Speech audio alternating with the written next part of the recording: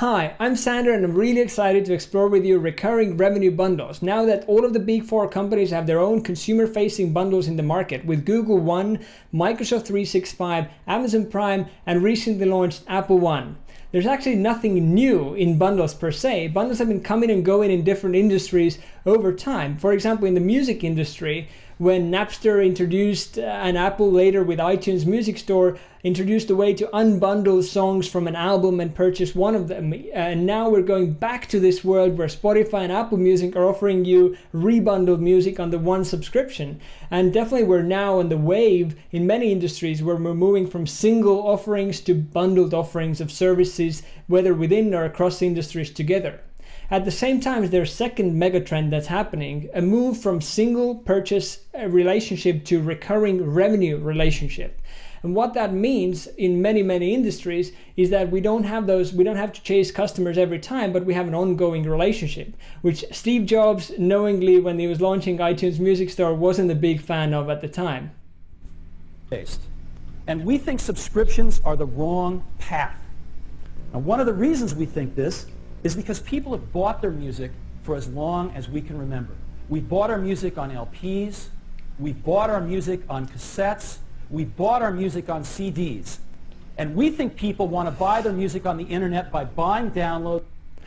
And to his defense, of course, at the time there was no iPhone, there was no smartphone, and there was no sustainable high-speed mobile connection throughout the world.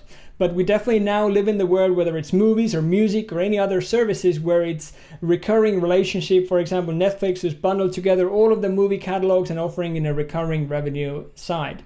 So we now have these two trends colliding: recurring revenue relationship offering bundles across and within industries. And we end up with those mega bundles, as we already talked about. Amazon Prime, including the 2-day free shipping, video, music, books, gaming, photos, Whole Foods, Amazon Fresh, and many other services under one subscription. It becomes a no-brainer offering, and they've been doing that for more than a decade, and they're almost in every single household in the US. Office 365 was renamed to Microsoft 365 this year as well, and for the very same reason, because they don't see this relationship just being an Office relationship. They want Microsoft to have an ongoing recurring revenue relationship with consumers, and they're already doing that. They're adapting Teams to families. They're adding new services that are family specific that go beyond just the Office application. So every company is seeing an opportunity for that, and of course Apple knowingly is doing the same with the recent launch. Subscription services that enrich our customers' lives. These are services that so many of us and our families use every single day. And we want to make it easy for everyone to discover and enjoy them. So today, I'm excited to introduce Apple One. So Apple One has been a long time in the making, and we've been expecting that for a while, since they've been building a strong subscription product offering within music, TV, gaming, cloud storage, magazine subscriptions, and now they also launched fitness, a sports subscription service, all bundled into Apple One. But why? Why are those companies building them from consumer point of view? What is the value they're offering in the market? One of them was already mentioned in the video, actually two of them, which is convenience and simplicity, which are really key. But number two is value. Consumers want to get more out of it for less money, of course. And the last one is the overall ease of experience, ease of use. So let's dive into each one of them. Convenience. Of course, Apple owning the overall value chain, it takes only 3 clicks to get into Apple TV Plus because it's pre-installed, you already have the subscription, so you're just straight in. Disney Plus, who's using Apple's in-app purchases, it takes 9 clicks to get to the first content. And for Netflix, who's actually working around it and has their own payment gateway, it takes 19 clicks. By the way, we talked about the value chain in the last video, so if you want to dive into that, then feel free to do that in the link above this video. The area where convenience really is unique about Apple is they control every single part of the value chain. If they produce for Apple TV Plus, they have their own studio producing content for Apple TV Plus service that they also operate, and then goes to a device that also they own and manufacture. So the whole value chain is fully controlled by them. That increases the convenience a lot. And that same goes for the Apple Fitness Plus program that was recently announced. So you will definitely see a lot more scrutiny around that in the coming months as they take more and more control, but that makes it a lot more convenient for the consumers, no doubt about that. It's everything for the entire family for one incredible price. That's number 2, the incredible price, the value that you get from those services. If you subscribe to all of them separately today, then you would have to pay around $55 a month. And they're getting it down to just $30. You will spend $25. So even imagine if you had like just 2 services, for example, music and Apple News, or you had iCloud and music, then already that makes sense for you to start subscribing to the highest tier plan to get all of those services, and suddenly the device becomes so much more valuable for you. If you built the bundle outside of Apple's offering today, for example, taking comparable service in music like Spotify, a comparable service for TV Plus like HBO, arcade competitor, not direct competitor, but comparable service with Xbox Game Pass, storage from Dropbox, magazines from Readly, and fitness subscription from Nike Training Club, then you would end up paying a whole lot more, plus the friction that comes with it. So the subscription then would cost you $75 a month. If you take all of the Apple services, that's $55. And with the new Apple One bundle subscription, you get incredible value at $30 a month. So that's a great consumer a way to convince them to subscribe to your bundle. And it actually goes to every single tier. That $30 is the most expensive Premier bundle, but it goes to every other tier as well. For example, individual bundle, you're getting for $15 for $21 of value. For the family bundle, you get $20 and $28 of value. If you compare that to the market offering, for example, Spotify being $9.99 a month, or Spotify Family being $14.99 a month, but then for just additional $5, you will get not just music, you'll get TV, you'll get gaming, and you get cloud storage for your whole family. So suddenly this becomes very much a no-brainer offering for the customers. Number 3 we talked about is simplicity. That means instead of having those 6 subscriptions, as we talked about, you have your HBO Max and your Spotify, all of them to manage, you just have one subscription to manage that you can cancel anytime. But it also makes it super simple for users to use, not just from the subscription point of view, but also device point of view, because your device already comes pre-installed with all of those apps. You have Apple Music, TV, Arcade, iCloud, all of them built in. The only thing you need to do is subscribe, and suddenly your device becomes very valuable to you with all of those apps pre-installed, and you don't need to go to the App Store to start figuring out which is the best service for each of those categories. They're right there, super simple for people who are not necessarily as tech savvy. Keep in mind in all of this that Apple still controls the distribution. Even if you decided to go to a third-party service, Apple still owns the platform and the device and the end user experience. So that's why they're seeing a lot of scrutiny as well, because they have their Apple tax that is attached to every single other service. So whether you're subscribing to HBO Max or you're going with Hulu or CBS, Apple has got their own tax built in if people are subscribing through in-app purchases. This is actually nothing new, even though Apple is getting a lot of attention for it and bad attention and bad press for it. It's actually been in the industry for a while, and this is a gaming example from the PC stores to the console stores, even going all the way back to the physical stores where the 30% cut was applied. And same goes to even the Google Play Store. Even though Apple is getting all of that scrutiny, actually this has been an industry standard for a while. I don't necessarily agree with it, but this is just the way the industry has been operating, and a lot of the businesses have been leveraging that. But from company point of view, why are those businesses, from business point of view, building those bundles and offering them in the market?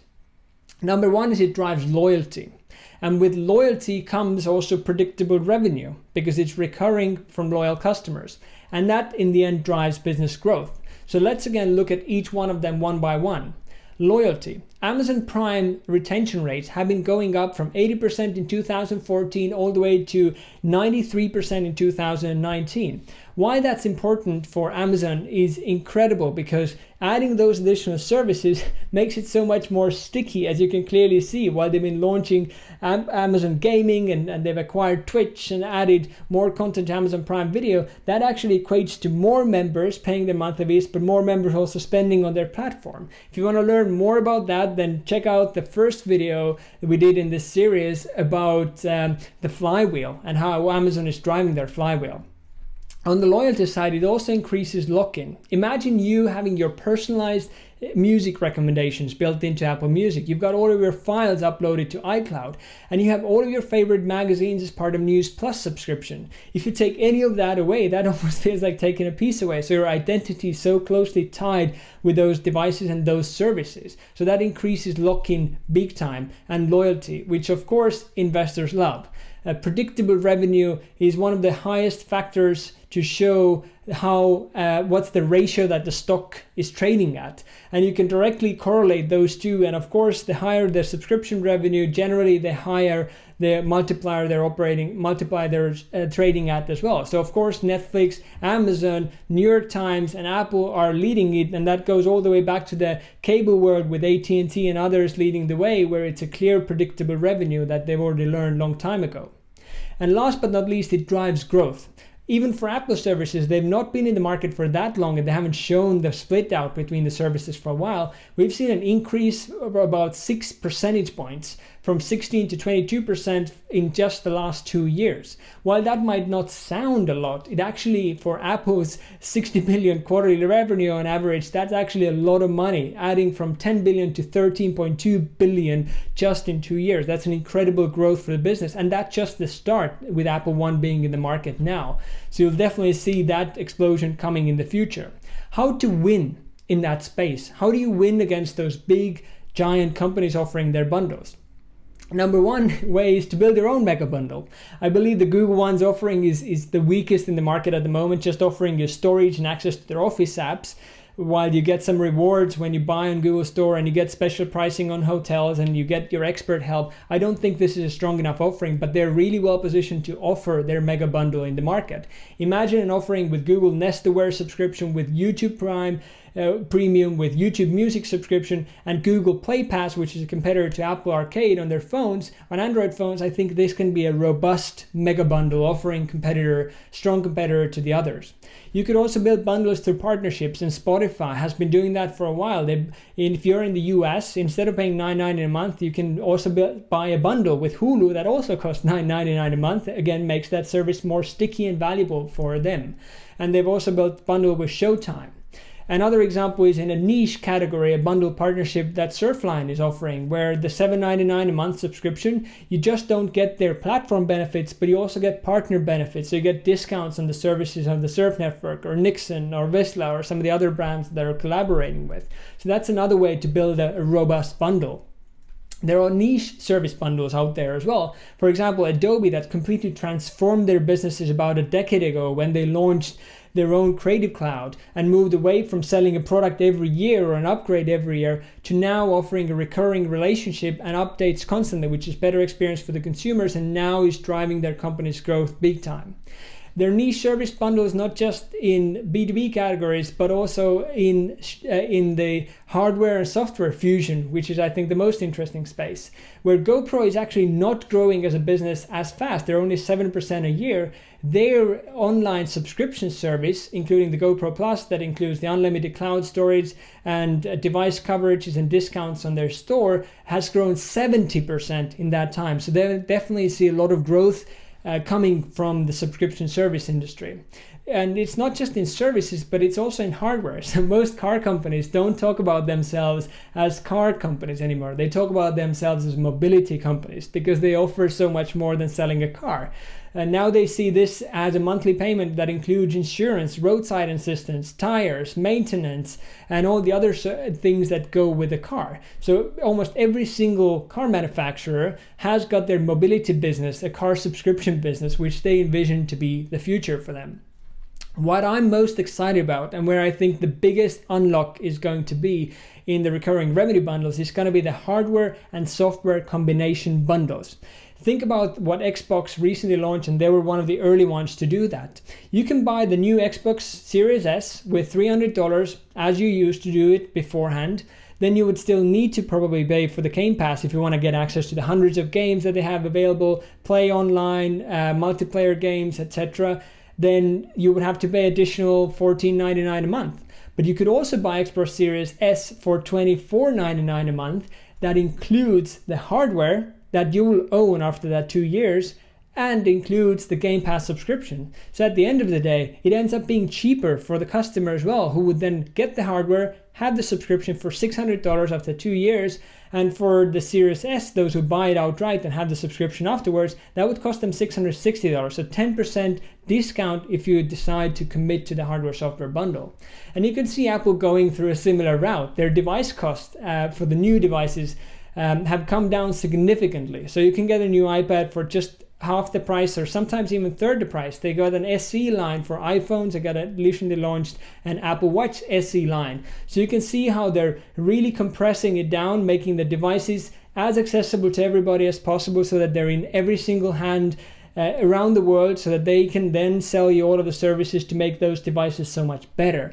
But I think what's interesting for them, if you take the Apple upgrade program where you pay a monthly fee to always have the newest device and put it together with the Apple One services subscription, then you get a very strong sticky bundle for the business where the users get the device. They're just super simple for them. They don't have to think about upgrading, because when the new one comes out, they will have it. They will have the best services from Apple and super simple user experience. On Apple's side, they will have such a deep lock-in with someone with their hardware and software being locked in and very sticky offering in the market. So this is where I envision the biggest unlock to be, and I definitely see Google, Microsoft, and Apple in the future having those hardware software bundles in the market. Thank you very much for watching. I hope you enjoyed this video. If you did, please give it a thumbs up and subscribe to the channel. That helps the channel to grow and you to keep updated with new videos.